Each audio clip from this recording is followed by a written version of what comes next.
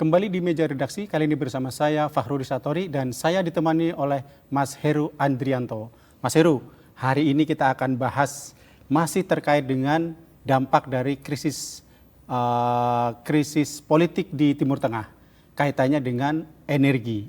Nah, dampak tidak langsungnya adalah bahwa akibat dari perang di Timur Tengah adalah terhadap krisis energi global termasuk di Indonesia. Oleh karenanya sejumlah negara mengambil kebijakan-kebijakan agar tidak terjadi krisis energi di negara masing-masing. Salah satu yang mungkin salah satu yang diambil kebijakan adalah terkait dengan penggunaan mobil listrik yang akan menjadi salah satu solusi untuk mengatasi krisis energi di masa depan.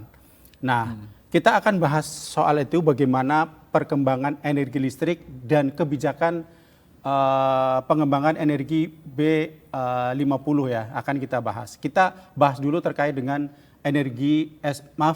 kita akan bahas dulu mengenai kebijakan kendaraan listrik di Indonesia.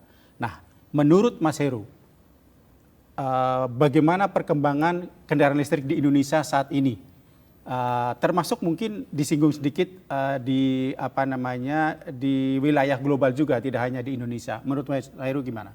Iya, jadi seperti yang Pak Fahrudi bilang, memang krisis di Timur Tengah ini dampak yang paling terasa sampai ke anggaran kita, sampai ke dapur kita itu memang energi, Pak. Harga minyak naik, sehingga harga BBM juga kemungkinan akan naik, terutama yang non-subsidi, dan pemerintah harus berusaha keras untuk menghemat pengeluaran di bidang bahan bakar minyak, karena kita mensubsidi Pertalite dan solar dalam jumlah besar, Pak. Iya. Karena itu pemerintah berkomitmen untuk menggenjot elektrifikasi kendaraan. Nah, ini momennya pas, Pak Fahrudi bilang, karena kemarin Pak Prabowo juga ke Magelang meresmikan itu kan, fasilitas perakitan bis listrik. Nah, tadi kalau Pak Fahrudi bilang soal kesiapan Indonesia, itu saya sampaikan bahwa momentum mobil listrik itu sudah hadir di Indonesia. Bahkan survei internasional, lembaga internasional itu bilang adopsi mobil listrik di Indonesia itu sudah mengalahkan Amerika Serikat, Pak. Ini serius. Jadi tahun 2025 itu, dari seluruh mobil baru yang dijual di Indonesia, itu 15%-nya sudah mobil listrik. Jadi katakanlah angkanya itu 103.000 sekitar itu. Itu mobil listrik yang terjual tahun 2025. Dari sekitar kurang 1 juta mobil lah, mobil baru yang dijual tahun itu. Nah, ini juga peningkatan yang luar biasa, karena di tahun 2024 itu penjualan mobil listrik itu cuma 40 ribuan lah. Jadi kenaikannya itu 100% lebih, Pak. Jadi ini masyarakat di Indonesia itu sudah melihat mobil listrik itu sebagai bukan lagi sekedar alternatif ya, tapi sebuah pilihan yang mau nggak mau mereka harus ke situ. Amerika Serikat kan salah satu pionir dalam teknologi ini, Pak, ya. Tapi mereka sendiri nggak sampai 12%. Iya. Jadi ini untuk pertama kali, Pak, dalam survei ini disebutkan, untuk pertama kalinya Indonesia itu tingkat adopsi mobil listriknya itu mengalahkan Amerika Serikat. Memang kalau dibandingkan negara lain seperti Singapura yang sudah 40%, itu kita memang masih kalah ya. Tapi untuk ukuran negara sebesar Indonesia itu angka yang luar biasa.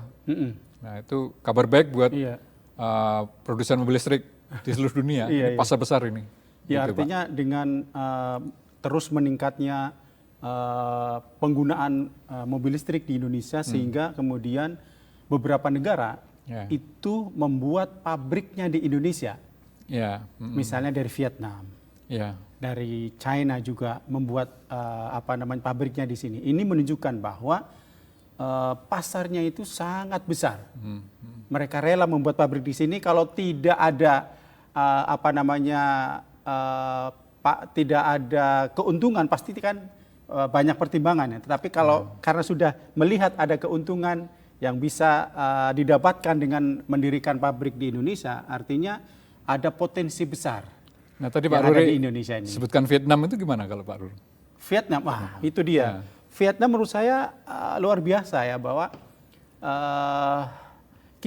kalau kita bandingkan dengan Indonesia, artinya Indonesia itu kan sebenarnya sudah melakukan penelitian tentang kendaraan listrik itu sudah lama, zaman Pak SBY.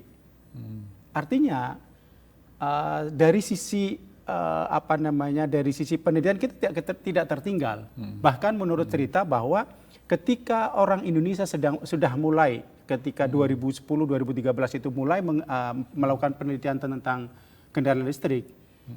Produsen listrik di Cina, BYD juga sama sedang mulai mengembangkan. Nah, tetapi kemudian yang sekarang terjadi, BYD sudah menjadi penguasa mobil listrik di Indonesia, sementara di dunia Indonesia bahkan dunia. Sementara Indonesia sampai sekarang belum punya mobil listrik sendiri ya. Disalip Vietnam. Nah, disalip Vietnam yang kemudian sekarang punya pabriknya di sini. Nah, menurut saya harusnya ini menjadi momentum bahwa Indonesia harusnya memiliki mobil listrik sendiri karena pasarnya sudah besar. Momentum dalam artian terkait dengan krisis energi pertama, yang kedua adalah momentum bahwa memang tren globalnya sedang ke arah mobil listrik.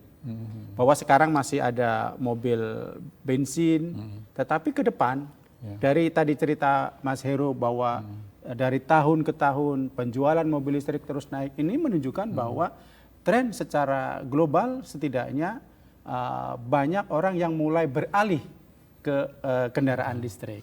Nah, memang ada beberapa hal yang memang harus mendapat dukungan agar pengembangan mobil listrik terutama di Indonesia itu terus berlanjut. Salah satunya adalah infrastruktur. Ya, betul, infrastruktur pengisian listrik ya. Ya. Sekarang boleh dibilang hanya terfokus di kota-kota besar. Sementara kalau kita akan menggenjot harusnya bisa di seluruh pelosok tanah air. Yeah. Sekarang masih di kota-kota besar. Artinya mungkin ketika ada orang bukan di kota besar, di kota-kota kecil itu ingin membeli listrik, mungkin akan berpikir, bisa nggak saya nanti ketika listriknya habis saya bisa ngecas, ya kan, ngecas lagi baterainya. Dan yang kedua, proses pengisian listriknya itu masih butuh beberapa jam ya, bisa 1,5 jam. Sementara kalau sekarang dengan bensin itu bisa cepat, hanya beberapa menit saja. Mungkin itu salah satu yang menjadi kendala, bisa jadi itu menjadi kendala dalam pengembangan mobil listrik. Yang lain itu mengenai siapa yang akan mengembangkan nanti. Apakah memang BUMN atau swasta yang akan mengembangkan mobil listrik ini. Karena kan rencananya kemarin Pak Prabowo di Magelang menyebutkan bahwa Indonesia akan memproduksi mobil listrik besar-besaran, sedan, mobil sedan berbasis listrik. Yaitu kan di 2028. Nah, pertanyaannya sekarang pabriknya sudah ada belum gitu kan? Siapa yang akan memproduksi gitu? Ya, sebetulnya era mobil listrik ini menghidupkan kembali wacana tentang Mopnas, mobil nasional. Ya, itu sebenarnya lucunya di Indonesia itu Mopnas itu jadi isu sensitif sebenarnya.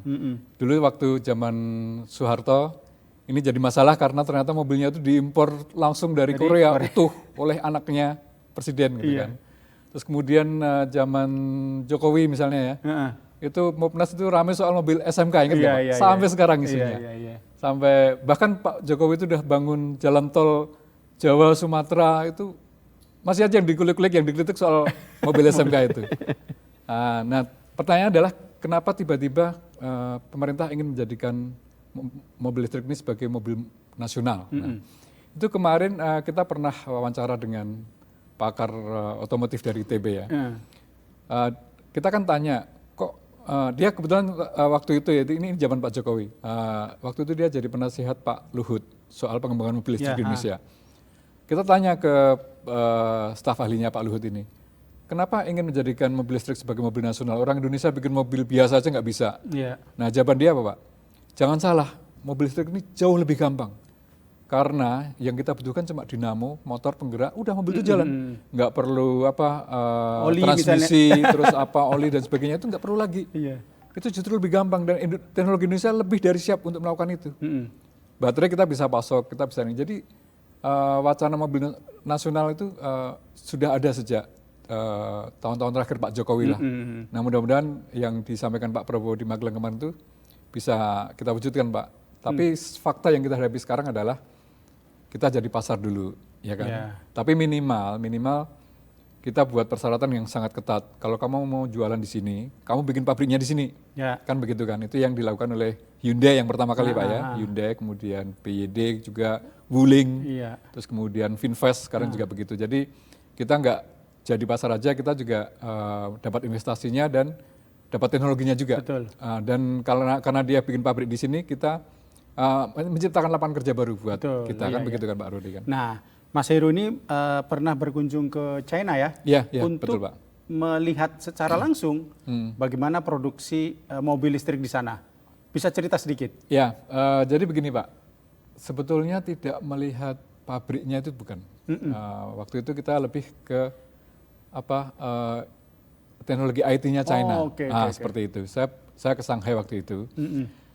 Nah, ini yang Pak Rudi harus ketahui nih, bahwa mobil listrik ini sebetulnya bukan industri otomotif Pak. Tidak seperti zaman dulu, yang namanya mobil Toyota, Chevrolet, General Motors, Ford, Isuzu dan sebagainya itu namanya produsen otomotif.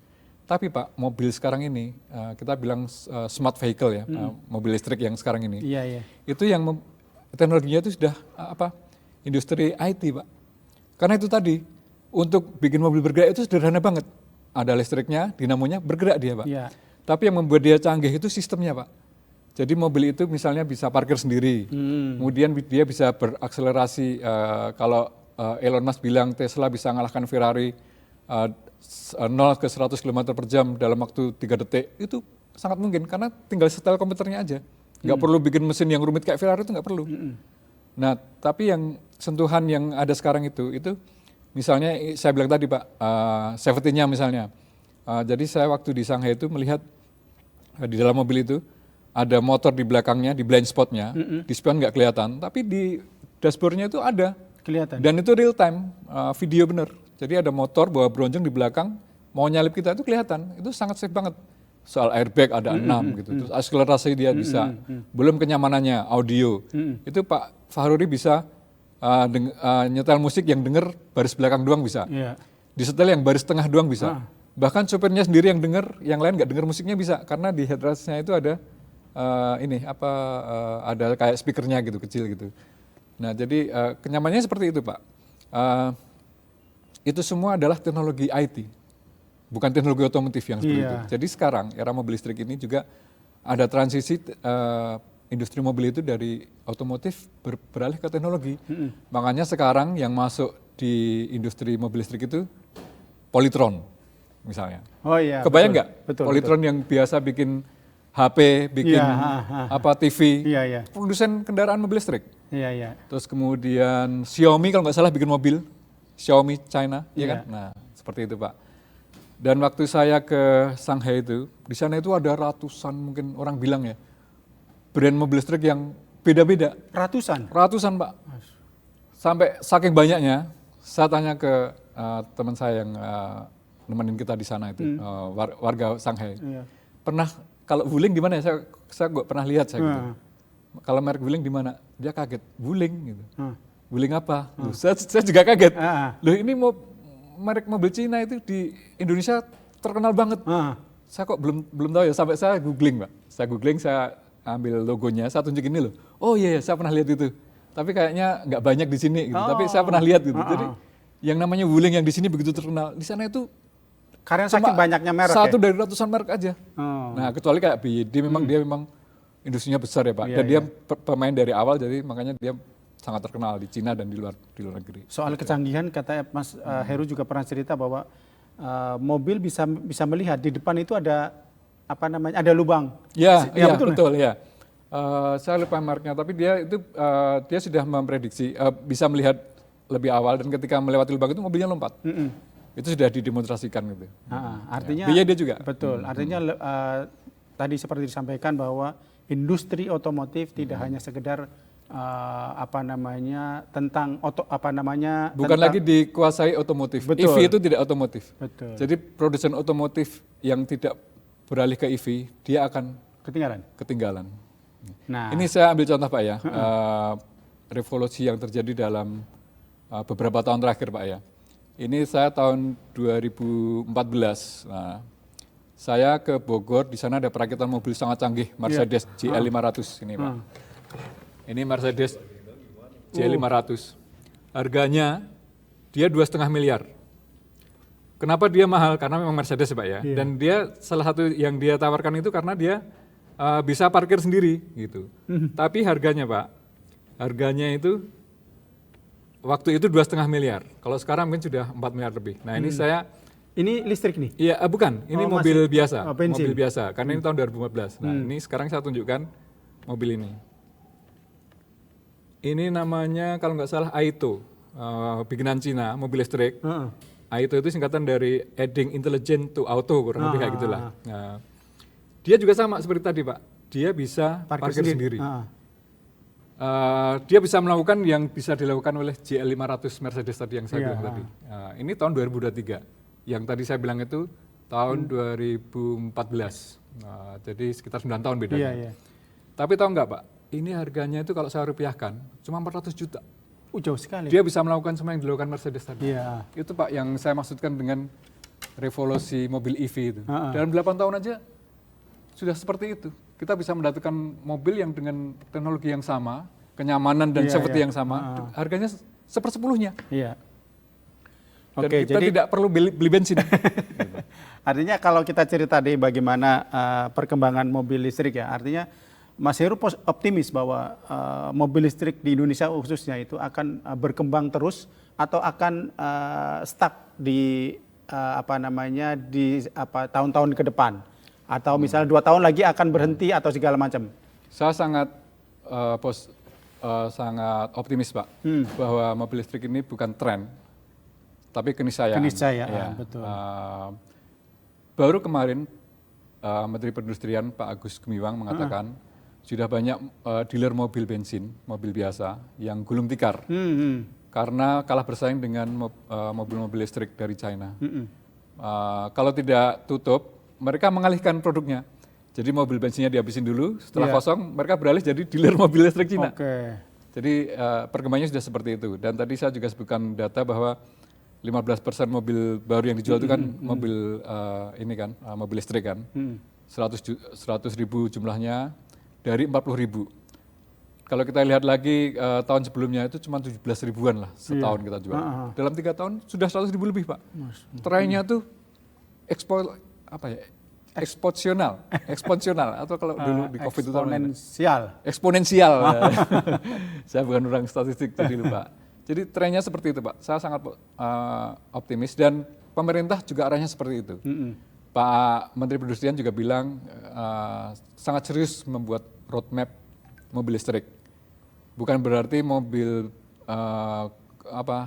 combustion engine, mobil bensin, diesel itu akan berhenti enggak. Tapi ini arahnya serius karena Pak Menteri bilang mobil biasa tidak dilarang, bahan bakar minyak tidak dilarang. Tapi arahnya adalah mereka nanti akan kita ekspor. Ke Afrika, ke Timur Tengah, ke negara-negara lain. Jadi yang khusus konsumen Indonesia adalah mobil listriknya aja. Berarti kan serius Pak. Nah, kita sudah bahas tadi mengenai bagaimana perkembangan mobil listrik di Indonesia dan kita optimis bahwa mobil listrik ini akan berkembang dan ini menjadi momentum bagi Indonesia untuk bisa punya mobil listrik dalam negeri, ya kan? Mudah-mudahan. Mudah-mudahan. Nah, tapi kebijakan untuk mengatasi krisis energi ini salah satu yang ditempuh pemerintah adalah kebijakan biodiesel 50, B50. Nah, itu kan untuk mobil-mobil yang berbahan bakar solar ya, B50. Nah, diharapkan ini nanti di Juli 2026 ini ya, bahwa sudah mulai penggunaan BBM B50. Nah, mungkin yang jadi pertanyaan kita sekarang, seberapa besar kemampuan kita untuk bisa memproduksi BBM diesel ya, jenis diesel ini B50 ini. Apakah misalnya daya dukung bahan bakarnya cukup apa enggak menurut di Indonesia? Yang kedua, daya dukung industrinya cukup, bisa ada enggak itu untuk bisa memproduksi itu? Menurut pandangan Mas Heru gimana? Kita sudah tahap B40 kan. Dari awalnya B10, 20, 30, 40 dan itu berjalan lancar. Iya, iya. Kalau saya lihat kayaknya ke arah B50 itu kita nggak ada masalah dari segi kesiapan bahan baku. Memang mungkin nanti suatu saat akan ada benturan, Pak. Jadi ketika harga CPO itu di pasar ekspor sangat tinggi, Betul. produsen jadi sayang. Wah, kalau saya kasihkan ke Pertamina buat dibikin B50, harganya cuma separuhnya. Tapi kalau saya jual ekspor, dapat dolar dan banyak lagi. Suatu saat pasti akan ada benturan seperti itu. Tapi kemarin kita dengar ada kesiapan pemerintah sekitar berapa ya, 3,5 juta ton atau apa khusus untuk program ini. Nah itu satu hal Pak. Hal lainnya adalah yang mungkin tidak terlalu serius ya dipikirkan pemerintah adalah apakah B50 ini kompatibel untuk mesin mobil yang akan menggunakannya. Ya, itu pertanyaan yang seharusnya diantisipasi dari sekarang. Karena kan oke lah B40 terbukti lancar, tapi kalau makin ditingkatkan, sementara mesin-mesin mobil penggunanya itu tidak ada modifikasi apapun, jangan-jangan nanti akan terjadi ini juga Pak, akan melawan juga mesinnya. Betul. Akan apa ya, misalnya korosi misalnya, atau filternya jadi mampet misalnya, karena kan dari awal mobil itu kan dirancang untuk bahan bakar minyak fosil kan. Mungkin untuk campuran 40% masih oke, tapi kalau makin ditambahin seharusnya di-riset dulu.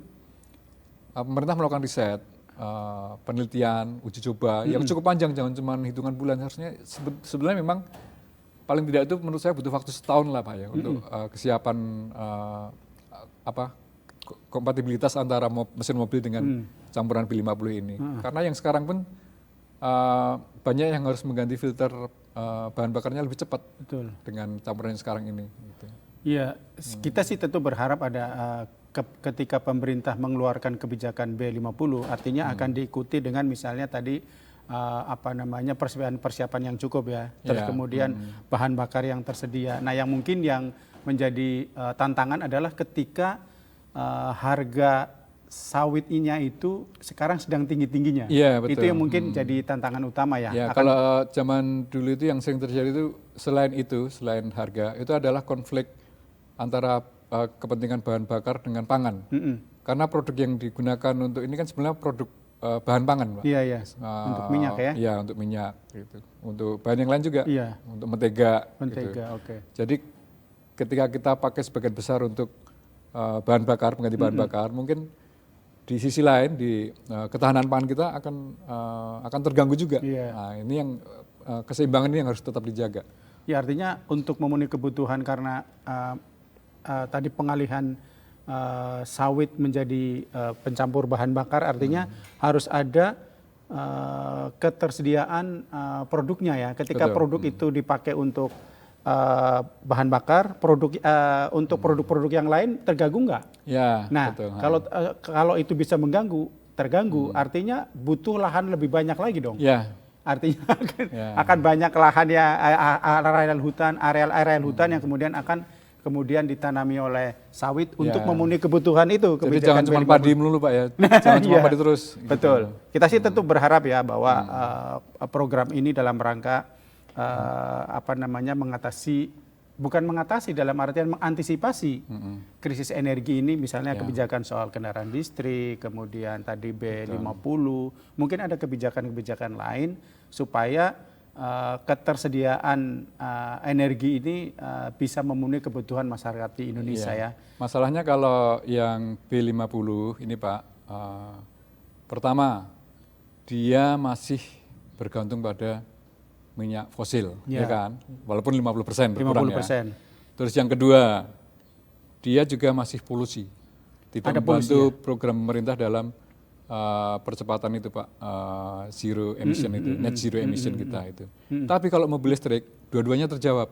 Tidak ada emisi, tidak ada bahan minyak fosil setitik pun.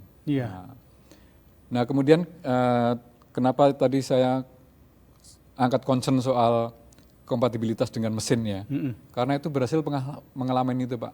Bukan cuma berhasil, negara-negara lain yang mengalami konflik antara bahan pangan dengan ketersediaan untuk bahan bakar nabati ini. Di Brasil itu ada program pakai etanol. Jadi sebagian besar mobil di sana itu harus bisa memakai bensin yang dicampur dengan etanol, entah 10%, 20%, kalau itu tergantung. Iya. Mau 10% boleh, mau campuran yang 50% boleh gitu. Kita ada kebijakan itu ya soalnya. Nah, kita sudah menjalin kerjasama dengan Brasil. Pak Prabowo sudah ke sana, Presiden Lula juga datang ke sini. Dalam 2 kunjungan itu selalu ada Pak Bahlil. Kenapa? Karena program etanol ini Indonesia sangat ingin belajar dari Brasil. Brasil udah dari dulu, Pak. Nah, ini saya juga beruntung, Pak. Saya juga beruntung tahun 2012 itu saya diberi kesempatan untuk berkunjung ke Brasil. Iya. Di sana saya melihat implementasi etanol ini. Jadi setiap mobil yang dijual di sana itu, dia ada tulisan kecil di belakang itu namanya tulisan Flex gitu. Waktu itu saya pikir kok ini mobilnya merek macam-macam, tapi kok tipenya sama Flex semua. Terus saya dikasih tahu Flex itu maksudnya fleksibel. Iya, iya. Dia bisa bensin dan etanol sekaligus iya. ya. Ini saya tunjukkan, Pak. Contohnya saya juga sempat motret itu. Motor yang di sana di Brasil. Ya, mobil di Brasil itu di belakangnya kalau ada tulisan Flex, itu artinya dia bisa campuran bensin dengan etanol. Ini jadi ini, Pak. Ini mobil Pajero tapi tipe Brasil. Iya. Ini ada tulisan Flex di sini ya. Oke, itu artinya mobil Pajero ini dia bisa pakai etanol. Oh, fleksibel Ya. tadi ya. Dan kalau ada tulisan ini, artinya mesinnya sudah dimodifikasi. Dia kena etanol itu tidak korosi. Karena kalau tidak dimodifikasi, dia murni untuk mesin bensin, dia akan korosi, Pak. Umurnya itu akan lebih pendek. Jadi setiap mobil yang dijual di Brasil harus disesuaikan dulu mesinnya. Itu yang menjadi pertanyaan saya ketika kita mulai menjalin kerjasama dengan Brasil ini. Pak Bahlil kan sudah melontarkan program E10, etanol 10%. Iya. Nah, apakah nanti produsen mobil di Indonesia juga akan diwajibkan untuk memodifikasi mesin mereka supaya tahan? Betul. Itu yang belum saya dengar, Pak. Iya. Nah, ini yang harus jadi concern pemerintah sekarang. Karena kita biasa kan B10, B20, tenang-tenang aja. Naikkan lagi B30, nggak ada komplain. B40, belum ada mobil yang rusak. B50, jangan-jangan banyak mobil yang rusak tapi nggak tahu pemerintah, gitu kan? Betul. Okay. Nah, untuk mencegah itu, kalau etanol ini jelas, Pak.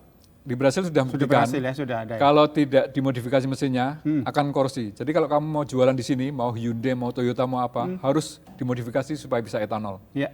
Ditambahin tulisan Flex itu tadi. Betul. Oke. Nah, kebijakan seperti itu yang seharusnya diadopsi juga oleh Indonesia. Baik, Mas Heru, rupanya pembicaraan kita itu seru juga ya. Sudah tidak terasa waktu sudah selesai. Semoga apa yang kita bicarakan tadi bisa memberikan masukan atau memberikan tambahan wawasan kita semua tentang bagaimana mengatasi